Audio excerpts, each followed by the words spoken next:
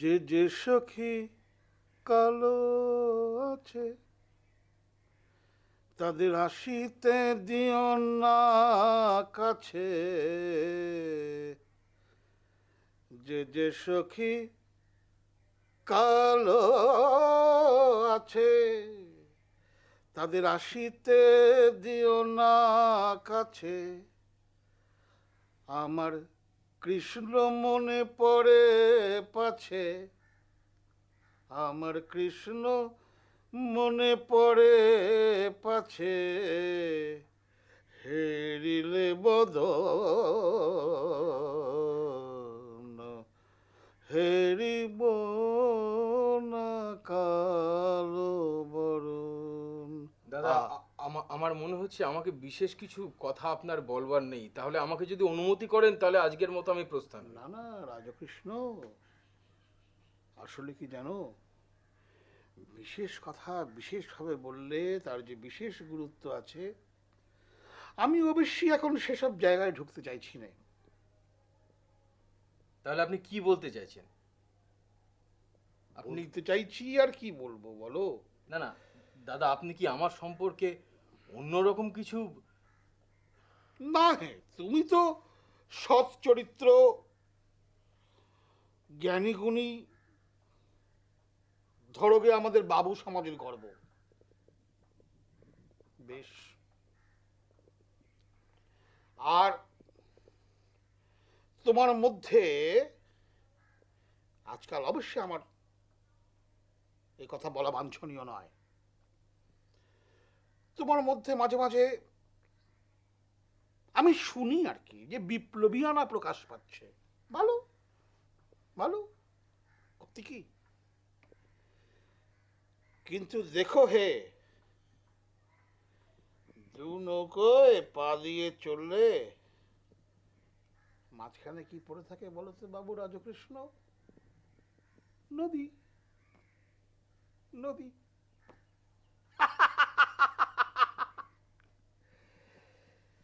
এই নদীতে ধপাস করে পড়ে গেলে কি ভালো হবে? আর যাই হোক, তুমি আমার অগ্রজের খুব স্নেহভাজন ছিলে, তুমি আমার কনিষ্ঠ ভ্রাতার বন্ধু। দাদা যদি অনুমতি দেন তাহলে আমি দুটি কথা বলতে চাই। বলো বলো বলো বলো, শুনি। আপনি আপনি আমার আমার দাদার পরম বন্ধু ছিলেন। আজ আমার দাদা নেই, আমি আপনাকে আমার দাদার স্থানেই বসিয়েছি। এ কথা বললে নিতান্ত কম বলা হয় না। আরে দাদা ভাই, বয়স পরিণত হলে এই সম্পর্ক বন্ধুত্বে পরিণত হয়।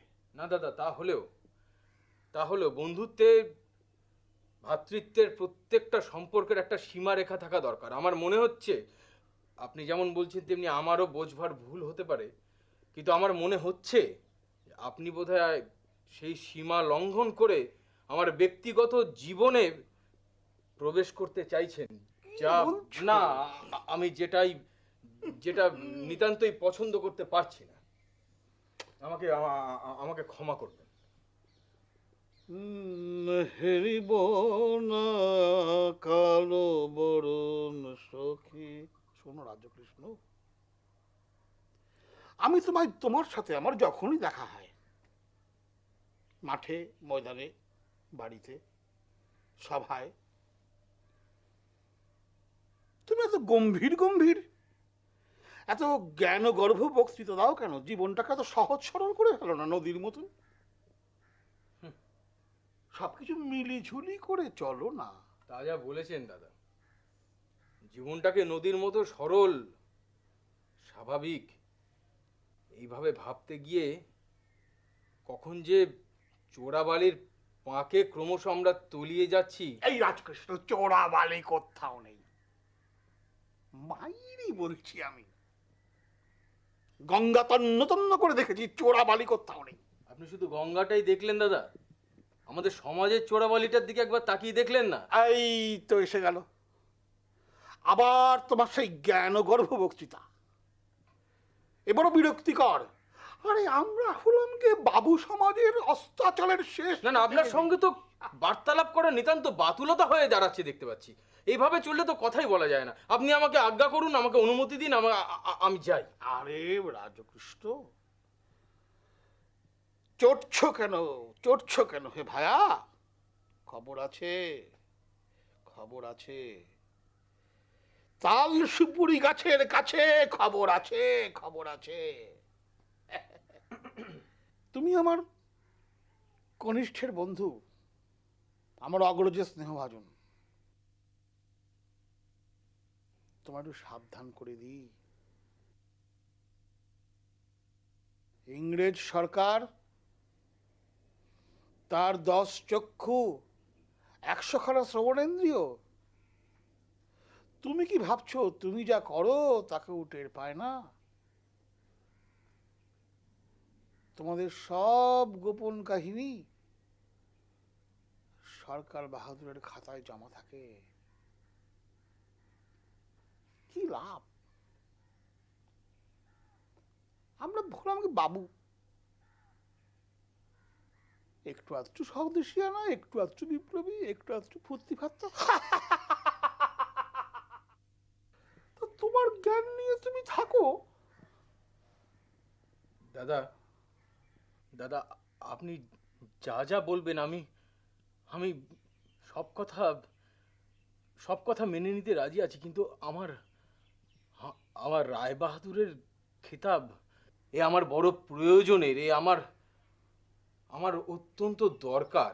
আমি আছি, আমি আছি, আমি আছি। হ্যাঁ দাদা, আপনি আছেন মানে? আমি আছি, তোমার জন্যে আমি আছি, সেই জন্যই তো তোমায় ডেকে পাঠিয়েছি। আমি আছি, আমি তাহলে আছি। দাদা আপনি ভরসা দিচ্ছেন? নিশ্চয়, আমি আছি, আমি ছিলাম, আমি থাকবো। আমাকে মার্জনা করবেন দাদা, আপনাদের মানসিকতার সঙ্গে সব সময় সর্বসময় হয়তো আমি নিজেকে মেলাতে পারি না, কারণ এক একজন মানুষ তো এক এক রকম হয় দাদা, এই তো আপনিও মানবেন। আমি জানি, আমি জানি রাজকৃষ্ণ, তুমি ক বাবু নয়, তুমি খ বাবু।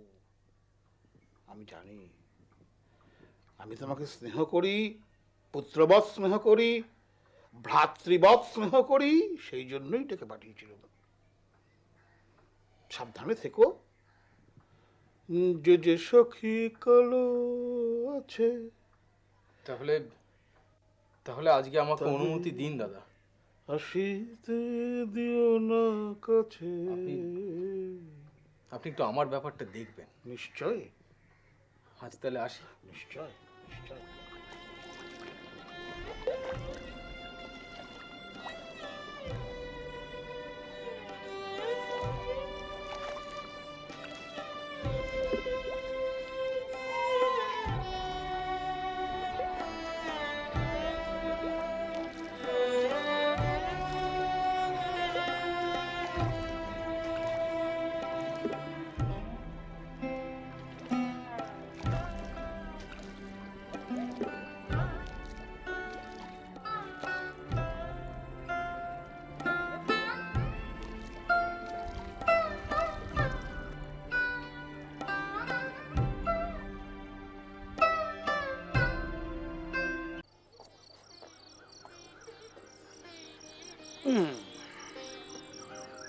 কি কুসুম, একা একা বসে আছো? তোমার খেলার সঙ্গীরা সব কোথায়? কেউ নেই? না, কোথায় গেছে ওরা? ওদের কি সবার বিয়ে হয়ে গেল?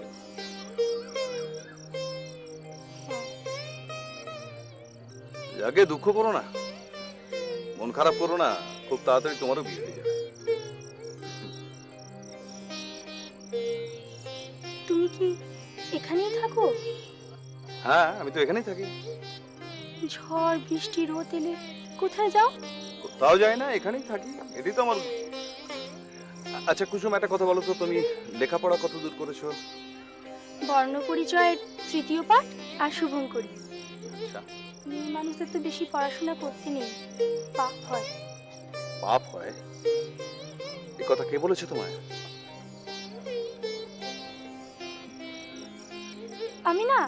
আমি নাচতে পারি। তুমি যখন খুব ছোট্ট ছিলে তখন তোমার নাচ আমি দেখেছি। আমি এখনো নাচতে পারি। তাই?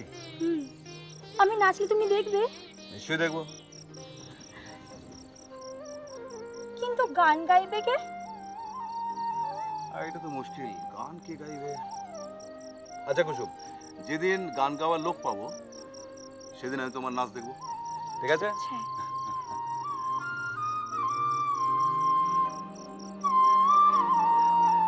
মিষ্টি মেয়ে।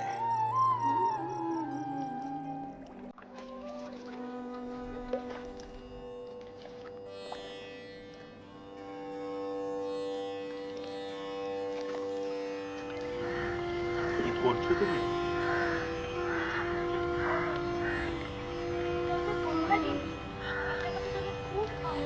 কেন?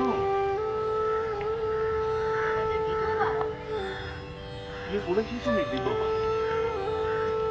আমি সাদা শাড়ি পরে আছি, মাছ খাই না।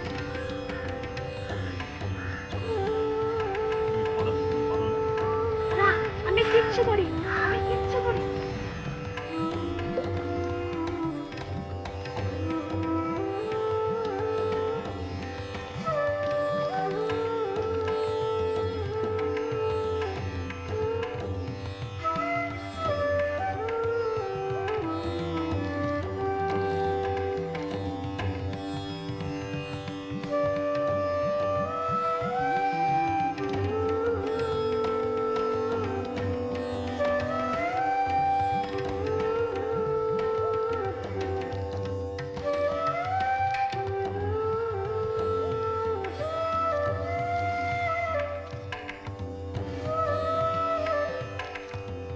বাহিনীর এই নিত্য আসা যাওয়ার নাম কি জীবন? জীবন কি শুধুই বয়ে চলা? জীবনের কি কিছুই করার থাকে না? তাহলে এই জীবন কি করে কিভাবে মহাজীবনে পাল্টে যায়? একটা জীবনের মধ্যে অন্য অন্য অনেক জীবনের ছায়াপাত কেন ঘটে? জন্ম আর মৃত্যু, এই নিয়ে কি জীবন? মৃত্যু ঘটে কার? জীবনের না শরীরের? প্রবাহিনীর কি মৃত্যু নেই? এই সুবিশাল জলরাশিমালার উদ্দাম প্রবাহে গর্বিতা যে প্রবাহিনী, তাকে একদিন মজে গিয়ে একটা বদ্ধমুখ নালার রূপ পেতে পারে নাকি পারে না?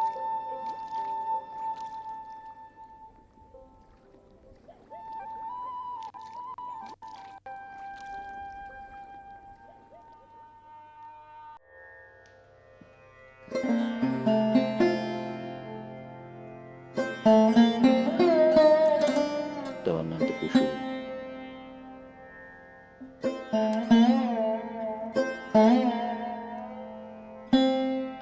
বাবা বলেছিলেন তুমি নাকি বই পড়তে পারো।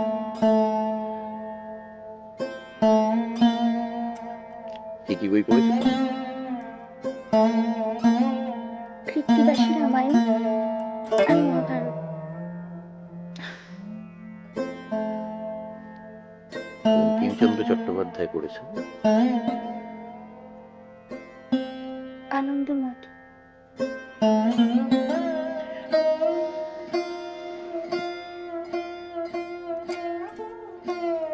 তোমাদের বাড়িতে কি কেউ স্বদেশী টদেশী করে না?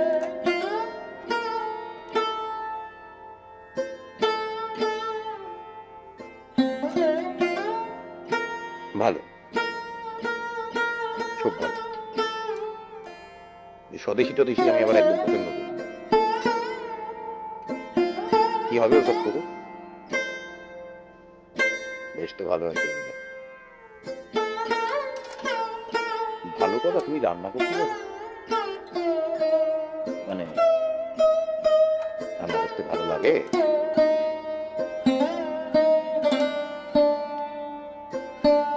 পারো না? অবশ্য আমাদের বাড়িতে বামুন দিদি আছে, বাড়ির রান্না বান্না সব তিনিই করেন। ওই ছোটবেলা থেকে একই রান্না খেয়ে খেয়ে মুখ খেতে গেছে, তো তাই ভাবছি যে,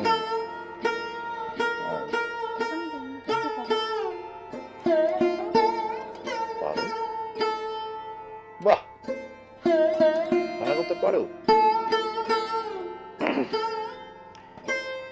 খুব ভালো।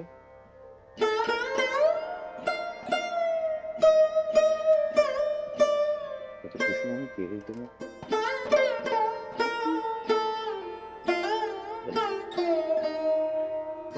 বলো বলো।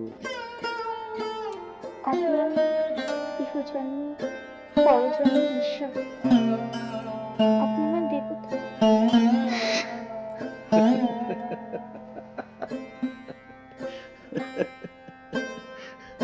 আমার কোথাও ভুল করলেন বোধহয়।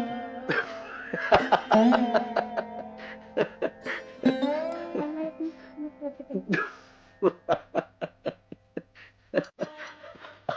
আরে না না, তা নয়। দেবতা বলে বসলে তো জল বাতাসা দিয়ে চলে যাবে, বন্ধ দরজার পাশে।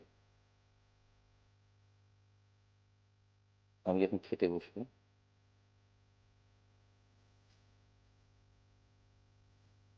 তুমি আমার তখন পাখার বাতাস দিয়ে পাওয়া করবে।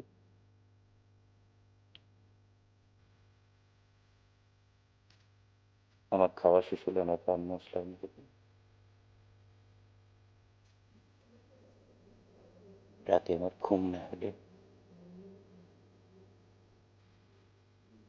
আমার পায়ে হাত বুলিয়ে দেবে।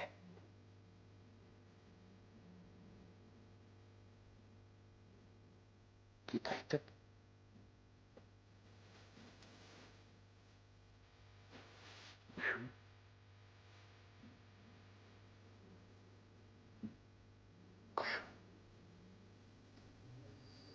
কুসুমের বিয়ে হয়ে গেল।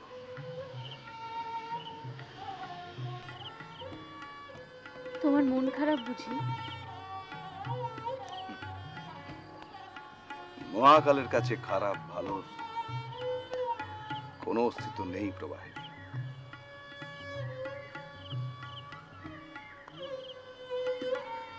তোমার আমার সম্পর্কে কোনো অস্তিত্ব নেই? না, শুধু সময়, শুধু সময় জেগে থাকে নিরবধিকার, শুধু সময়।